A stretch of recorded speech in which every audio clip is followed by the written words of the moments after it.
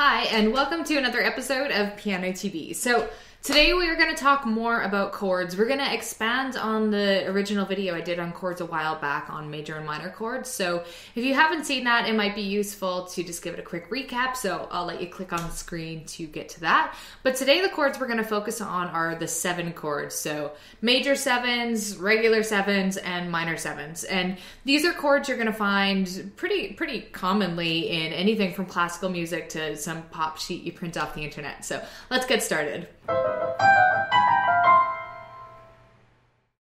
So just a quick recap on major and minor chords here. So major chords are formed from the first, third, and the fifth note of a major scale. So these are the notes of a C major scale. So C, E, and G would be a C major chord because they're the first, third, and fifth. So likewise with minor scales, they're formed from the first, third, and fifth note of a minor scale. So the difference between C minor and C major is just that third note. Ooh, ding dong. It's just that third note. I'm popular.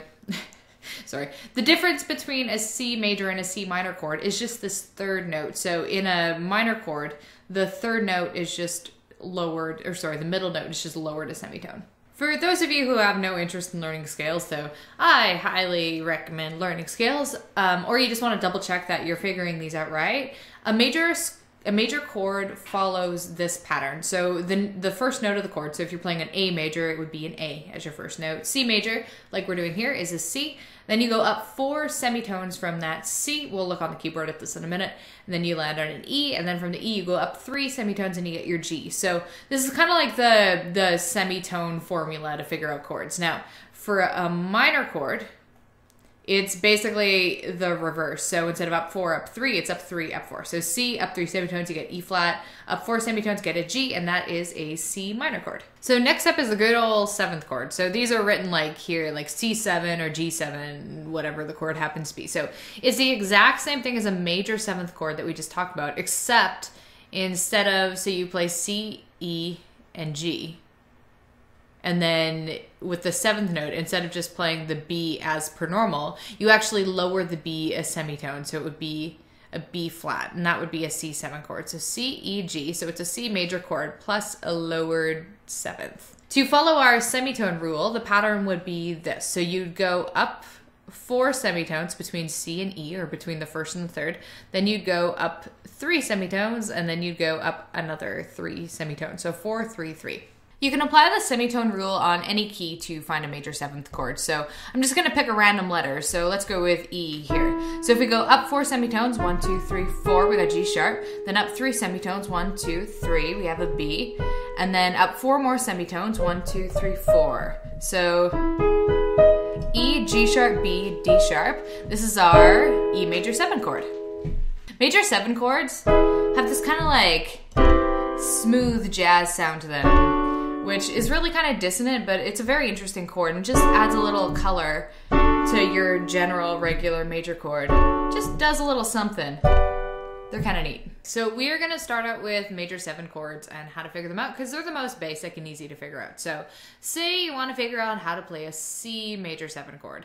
First of all, you need to know the notes of a C major scale, which I have conveniently written here. So then you got to figure out a C major chord. This is nice and easy. It's the first, third, and the fifth note of the scale. And this is just as easy to make it a major 7 and just of a C major. All you got to do is add the 7th note to the party. So the 4 notes of a C major 7 chord is going to be C, E, G, and B. So if you don't know scales, another way to think about this is just the semitone rule, the semitones between all the notes that we were talking about previously. So the amount of semitones between C and E is 4. And then we've got 3, and then we've got another 4. So you can apply the semitone rule starting on any key, whether it's C, B flat, G, whatever. I don't want to name all the letters here. Let's go to the keyboard and take a look at that. Now here's a C7 chord, just so you can hear it. So the difference between a C7 and a C major 7 should be clear both by looks and by sound. So first of all, the C7, it is tense, but it's significantly less dissonant than the C major 7. it's also a lot more common, the C7 chord or any 7 chord. It's extremely common in like Baroque, classical, romantic music, and even like more modern music like classic rock and blues. You'll see 7 chords a lot. So just for practice, let's build some more 7 chords. So let's do a G7. So we start on a G, up 4 semitones, we get B, up 3 semitones, we get D, and then 3 more semitones, we get F. So here's our G7 chord. It's got that same tense sound, and if I wanted to transform that into a G major 7, that top note just gets raised to semitone. So that's the difference between the 2 chords. So let's do one more. Let's build on D. So here's our D. 1, 2, 3, 4. 1, 2, 3. 1, 2, 3. There's our D major, or D7 chord. So finally, we've got the minor 7 chord to talk about. A minor 7 chord is the first, third, fifth, and 7th note of a minor scale, or in other language, it's a minor chord plus the 7th note. So a C minor 7 would be C, E flat, G, B flat, because a C minor scale, this would be the third, this would be the third, this would be the fifth, and this would be the 7th.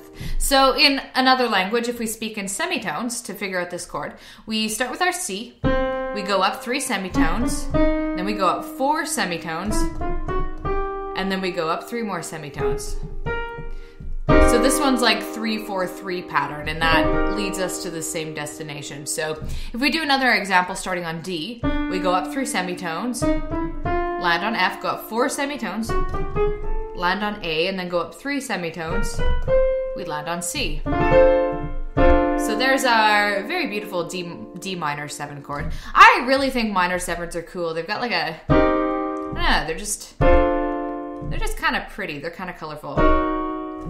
So 4-note chords can be inverted just like 3-note chords can. So you could play, say, a C minor 7 with a C on the bottom, which is our root position, or you could put the E flat on the bottom, which is first inversion, G on the bottom is second inversion, B flat on the bottom is third inversion, and then you're back to root.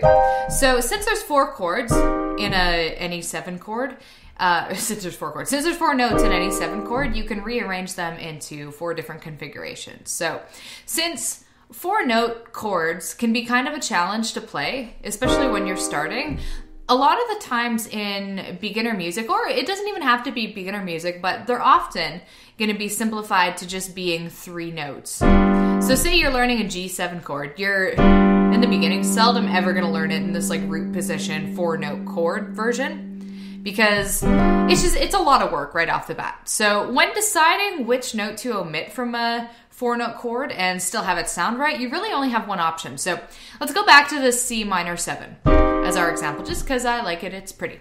So if we get rid of the 7, suddenly it's just the C minor chord. So we have to leave that 7th note, otherwise, yeah, our entire chord changes. So we can't get rid of the C either, because the chord is a C minor 7. If we get rid of the C, everything changes. It's too drastic of a difference.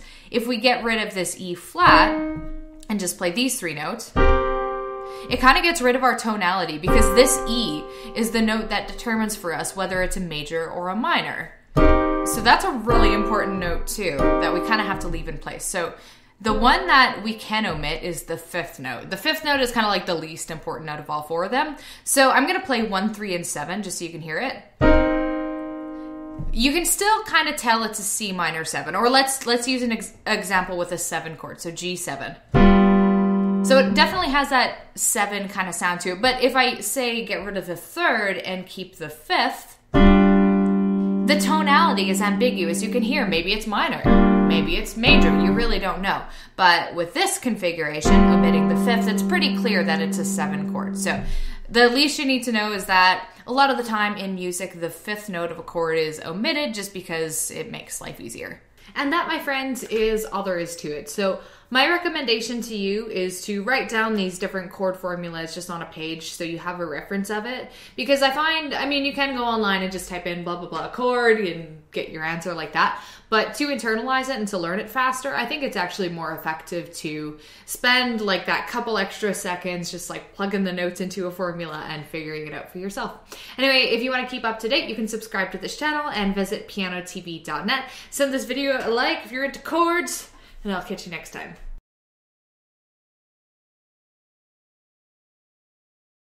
Ignore me just for a second while I let my cat in so she stops scratching. Okay,